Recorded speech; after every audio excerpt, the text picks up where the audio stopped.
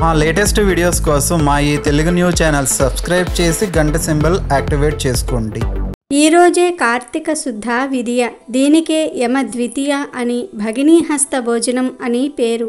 ఈరోజు ఏం చేసినా చేయకపోయినా రాత్రి 12 లోపు ఈ వీడియో చూస్తే చాలు, ఈ కథలు వింటే చాలు, ఒక్క నిమిషంలో మీ ఇల్లంతా ధనంతో నిండిపోతుంది. మృత్యువులు రావు, నరకలోక ప్రాప్తి కలగకుండా ఉంటుంది. అంటే నరకానికి వెళ్లకుండా ఉంటారు. సోదరులకు సౌభాగ్యం ప్రాప్తిస్తుంది. తిరిగిలేని రాజయోగం పడుతుంది. ఇక మీకు అన్ని శుభాలే జరుగుతాయి. కార్తీక విదియ. కార్తీక మాసంలో 2వ రోజు చాలా పవిత్రమైన రోజు. ఎందుకంటే ఈరోజు అన్నా చెల్లిళ్ళ పండుగ అయిన యమ ద్వితీయను జరుపుకుంటూ ఉంటారు. దీనినే భగినీ హస్త భోజనం అని కూడా పిలుస్తారు. భగిని అంటే చెల్లెలు లేదా అక్క ఎవరైనా కావచ్చు. హస్త భోజనం అంటే చేతి భోజనం అని అర్థం. అంటే సోదరి చేతి వంట సోదరుడు తినటం అన్నమాట. ఇందులో కొత్త విషయం ఏమున్నదని మీరు అడగవచ్చు. సాధారణంగా వివాహమైన చెల్లెలు లేదా అక్క ఇంటిలో తల్లిదండ్రులు కానీ అన్నదమ్ములు కానీ భోజనం చేయడానికి ఇష్టపడరు.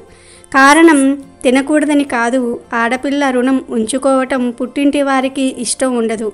శుభ సందర్భాలలో శుభకార్యాలలో వచ్చి భుజించినా తప్పులేదు, కానీ ఊరకే వచ్చి తినటం మర్యాద కాదని మన సాంప్రదాయం.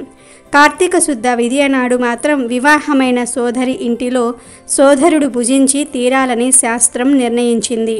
యమ ద్వితీయ రోజు తోబుట్టువులు ఉన్న సోదరులందరూ కూడా తప్పనిసరిగా వారి ఇంటికి వెళ్ళి భోజనం చేయాలి. వారితో ఈరోజు టైం స్పెండ్ చేయాలి. లేదు, మాకంత సమయం లేదు, కానీ మా అక్కా చెల్లిళ్ళ మీద ప్రేమ ఉంది అనుకునేవారు ఈరోజు సోదరుల ఇంటికి భోజనానికి వెళ్ళినా వెళ్ళకపోయినా ఒక మంచి చీరను, గాజులను, పసుపు కుంకుమలను కానుకగా ఇవ్వాలి. లేదు, చీర కొనే స్తోమత లేదు అనుకునేవారు కనీసం జాకెట్ ముక్క, గాజులు, పసుపు కుంకుమలను అయినా సరే ఇవ్వాలి. అదే కూడా కుదరని వారు ఈరోజు తోబుట్టువు ఇంటికి వెళ్ళి ఎంతో కొంత ధనాన్ని తోబుట్టువుకు ఇవ్వాలి. సోదరులు ఈరోజు తప్పనిసరిగా ఇలా చేస్తే మీకే అపమృత్యు దోషాలు రాకుండా ఉంటాయి. నరకలోకానికి వెళ్ళరు. లక్ష్మీదేవి మిమ్మల్ని అనుగ్రహిస్తుంది. అలాగే మీ తోబుట్టువుకు కూడా 100 ఏళ్ల సౌభాగ్యం లభిస్తుంది. కనుక తోబుట్టువులు ఉన్న సోదరులందరూ కూడా ఈ యమద్వితీయ రోజు తప్పక ఈ చిన్న పనిని చేయండి. కుదిరితే తోబుట్టువుల ఇంటికి భోజనానికి వెళ్ళండి, లేదా ఏదో ఒక కానుకను తోబుట్టువులకు ఇప్పుడు మనం చెప్పుకున్నవి ఇవ్వండి. సకల శుభాలను పొంది ఆనందంగా జీవించండి.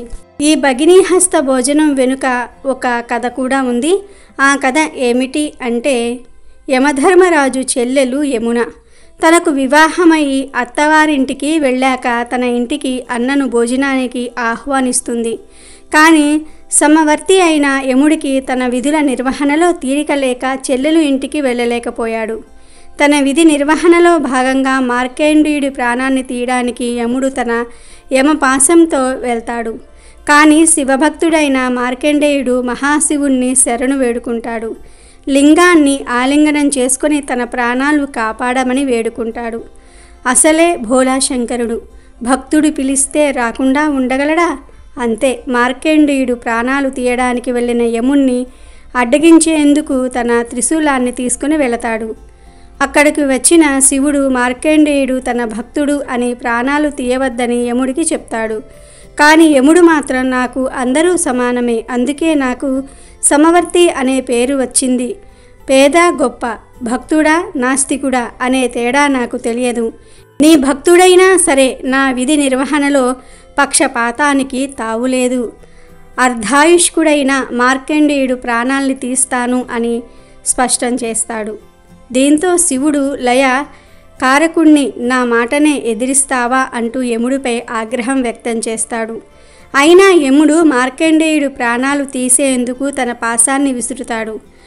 ఆ పాశానికి మార్కండేయుడికి మధ్యలో శివుడు తన త్రిశూలాన్ని అడ్డంగా పెడతాడు. దీంతో యముడు తన విధిని నిజాయితీగా నిర్వహించనీయకుండా తనకు అడ్డుగా రావటం సరికాదని శివుడితో అంటాడు. శివుడికి ఆగ్రహం మరింత పెరిగి తన త్రిశూలాన్ని యముడిపై విసిరబోతాడు. త్రిశూలం శక్తి ఎంతటితో తెలిసిన యముడు దాని ధాటి నుంచి తప్పించుకోవడానికి పరిగెత్తుతాడు. దీంతో త్రిశూలం పట్టుకుని శివుడు యముణ్ణి వెంటాడతాడు. శివుడు త్రిశూలంతో వెంటబడటంతో యముడు అలా పరిగెత్తుకుంటూ వెళ్ళి అనుకోకుండా తన చెల్లెలి యమున ఇంటికి వెళ్ళి తలదాచుకుంటాడు. అన్న ఇన్నాళ్లకు వచ్చాడన్న ఆనందంతో సోదరి సంతోషంతో అన్న ఎన్నాళ్లకు నా మీద దయ కలిగింది అంటూ అతనికి సకల మర్యాదలు చేస్తుంది. దీంతో యముడు చెల్లెల్ని చూసి ఆనందపడుతూ శివుడు వెంట రావటం గురించి మర్చిపోతాడు. చెల్లెలు చూపించే ఆదరానికి పరవశించిపోతాడు. చెల్లెలు ప్రేమగా రుచికరమైన పిండి వంటలతో విందు వడ్డిస్తూ ఉంటే పరవశించిపోతాడు. అలా అన్నకు ఇష్టమైన భోజనం వడ్డిస్తుంది యమున.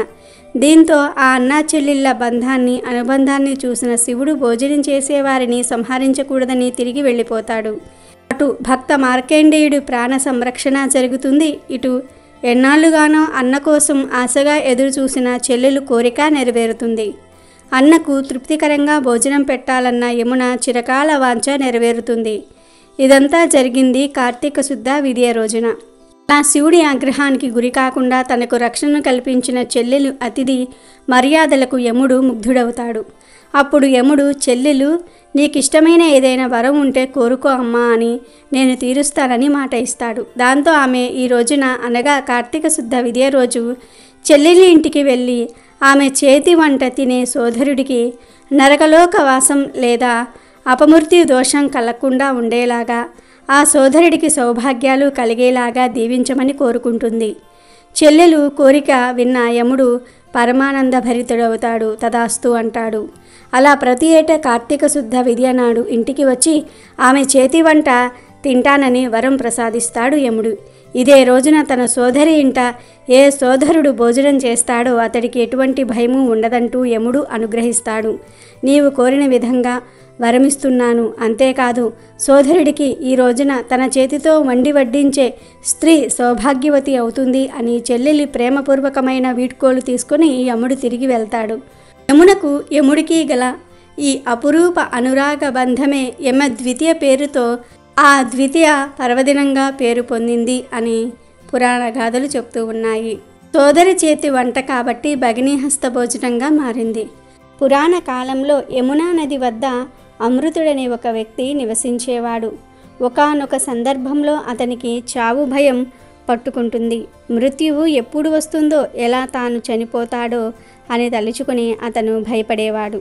ఆ చావు భయం నుండి బయటపడటం కోసం అతను యముడు గురించి ఘోరమైన తపస్సు చేస్తాడు. కొన్ని రోజులకు యముడు ప్రత్యక్షమై ఏం వరం కావాలో కోరుకోమని అడుగుతాడు. అందుకు అమృతుడు తాను ఎప్పుడు చనిపోతాడో, అందుకు ముందు ఎలాంటి సూచనలు వస్తాయో తనకు తెలపాలని కోరతాడు. దాంతో తాను జాగ్రత్త పడి తన బాధ్యతలను అన్నిటినీ కూడా అందరికీ అప్పజెప్పవచ్చునని అతని ఆలోచన. అలా అమృతుడి కోరికను విన్న యముడు మరణం ఎప్పుడు వస్తుందో తాను చెప్పలేనని, కానీ అది వచ్చేందుకు ముందుగా కొన్ని సూచనలను పంపుతానని, వాటిని తెలుసుకోవటం ద్వారా మరణం ఎప్పుడు వస్తుందో అతనే అంచనా వేసి తెలుసుకోవచ్చునని యముడు అమృతుడికి వరం ఇచ్చి అంతర్ధానమవుతాడు. కొన్ని రోజులకు అమృతుడు పైన చెప్పిన సంఘటన గురించి పూర్తిగా మర్చిపోతాడు. అలా చాలా ఏళ్ళు గడిచిపోతాయి. అదే క్రమంలో అమృతుడు పెళ్లి చేసుకోవటం, పిల్లలు కనడము, వారు పెద్దవటము, మళ్ళీ వారికి పెళ్ళిళ్ళు అవ్వటం అన్నీ జరిగిపోతాయి. అయితే అమృతుడికి ఒకరోజు యముడు తనకు ఇచ్చిన వరం గుర్తుకు వస్తుంది. కానీ తనకు ఇంకా యముడు చెప్పినట్లు ఎలాంటి సూచనలు అందకపోవటంతో తనకు ఇంకా ఆయువు ఉందని అమృతుడు అనుకుంటున్నాడు.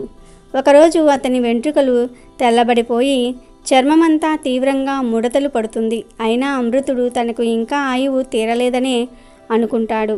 మరో రోజు పళ్ళన్నీ ఊడిపోతాయి. అప్పుడు కూడా తనకు ఆయువు తీరలేదనే భావిస్తాడు. మరి కొంతకాలానికి అతనికి కళ్ళు కనిపించకుండా పోతాయి. చివరిగా పక్షవాతం వచ్చి మంచంలో పడతాడు. ఆ 2 సందర్భాలలోనూ తనకు ఇంకా ఆయువు తీరలేదనే అనుకుంటాడు.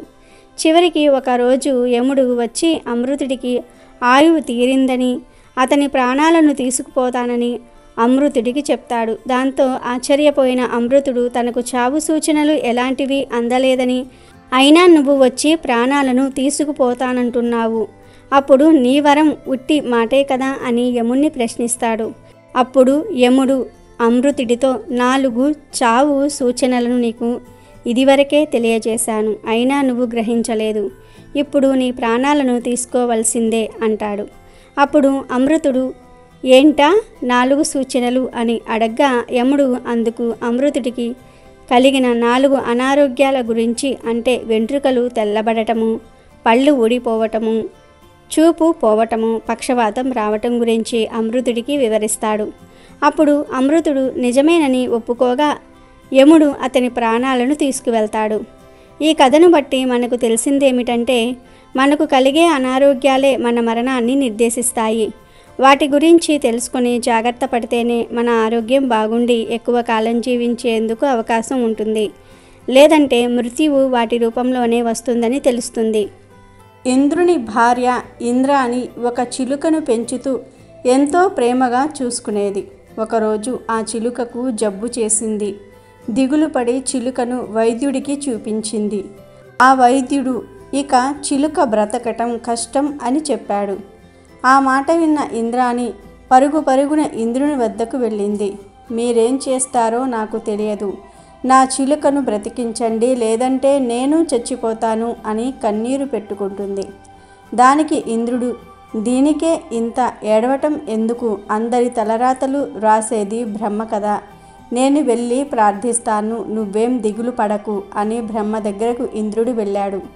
ఇంద్రుని ద్వారా విషయం తెలుసుకున్న బ్రహ్మ, నేను తలరాతలు మాత్రమే వ్రాస్తాను, దాన్ని అమలు చేసేది మహావిష్ణువు, కావున మనం విష్ణువు దగ్గరకు వెళ్దాం పద అంటూ బయలుదేరారు. వీరు రాకను గమనించిన విష్ణువు వారిని ఆహ్వానించి విషయం తెలుసుకున్నారు. నిజమే, ప్రాణాలు కాపాడే వాణ్ణి నేనే, కానీ చిలుక ప్రాణం చివరి దశలో ఉంది, మళ్ళీ ఊపిరి పొయ్యాలంటే శివునికే సాధ్యం, మనం ముగ్గురం శివుణ్ణి ప్రార్థిద్దాం పదండి అన్నారు. అలా ముగ్గురు శివుని దగ్గరకు వెళ్ళి విషయం చెప్పారు. శివుడు ఇలా అన్నారు, ఆయుష్ పోసేది నేనే, కానీ ప్రాణం తీసే పని యమధర్మరాజుకు అప్పచెప్పాను, మనం వెళ్ళి యమధర్మరాజును అడుగుదాం పదండి అంటూ అందరూ బయలుదేరారు. ఇంద్ర, బ్రహ్మ, విష్ణువు, శివుడు అందరూ కూడా యమలోకానికి రావటం చూసిన యముడు వారిని సాధారణంగా ఆహ్వానించి విషయం తెలుసుకున్నాడు. అయ్యో, అదేమి పెద్ద పని కాదు, మామూలుగా చావుకు దగ్గరగా ఉన్న వారి పేర్లను, వారు ఎలా చనిపోతారు అన్నది ఒక ఆకు మీద వ్రాసి ఒక గదిలో వేలాడ తీస్తాము. ఏ ఆకు రాలి కింద పడుతుందో వారు ఆయా సమయాలలో చనిపోతారు, పదండి వెళ్ళి ఆ ఆకును తొలగించి చిలుకను కాపాడుదాం అని అన్నాడు. యముడు, ఇంద్ర, బ్రహ్మ, విష్ణువు, శివుడు ఆ గదిలోనికి వెళ్ళగానే ఒక ఆకు రాలి పడింది. ఆ ఆకు ఎవరిదో అని, అందులో ఏమి రాసుందో చూద్దామని ఆకును తీసి చూడగా ఆ ఆకుపై చిలుక మరణానికి కారణం ఇలా వ్రాసి ఉంది. ఎప్పుడైతే ఈ గదిలోకి ఇంద్రుడు, బ్రహ్మ, శివుడు, విష్ణువు, యమధర్మరాజు ఒకేసారి వస్తారో అప్పుడు చిలుక మరణిస్తుంది అని వ్రాసి ఉంది. ఇదే విధి, విధిని ఎవ్వరూ తప్పించలేరు. కాబట్టి ఈరోజు రాత్రి 12 లోపు ఈ వీడియో చూస్తే చాలు, ఈ కథలు వింటే చాలు, ఒక్క నిమిషంలో మీ ఇల్లంతా ధనంతో నిండిపోతుంది. మృత్యువులు రావు, నరకలోక ప్రాప్తి కలగకుండా ఉంటుంది, అంటే నరకానికి వెళ్లకుండా ఉంటారు.